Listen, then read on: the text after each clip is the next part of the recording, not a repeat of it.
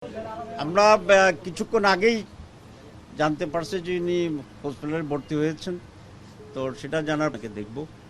তো সেই দেখার জন্য আসছিলাম, কিন্তু আলহামদুলিল্লাহ উনি খুব ভালো আছেন এবং কিছুক্ষণ আগে উনি এখান থেকে রিলিজ নিয়ে নিয়েছেন অলরেডি। আমি ফোনে যোগাযোগ করেছিলাম ডাক্তারদের সাথেও, তো তারাও বলেছিল যে উনি সুস্থ আছে, ওনাকে আমরা আজকে ছেড়ে দেব।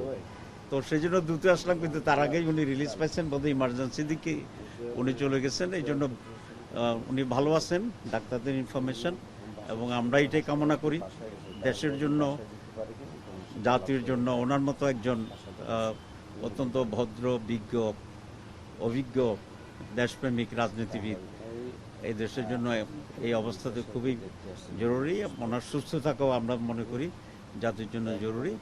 আমরা আল্লাহর কাছে এই মোনাজাত করছি, আল্লাহ যেন ওনাকে পূর্ণ সুস্থতা দিয়ে দেয় এবং উনি যেন আবার দেশবাসীর সেবায় নিজেকে নিয়োজিত করতে পারেন, সেরকম অবস্থাটা ফিরিয়ে দেন। আমরা পুরো দেশবাসীর কাছেও ওনার জন্য দোয়া চাচ্ছি।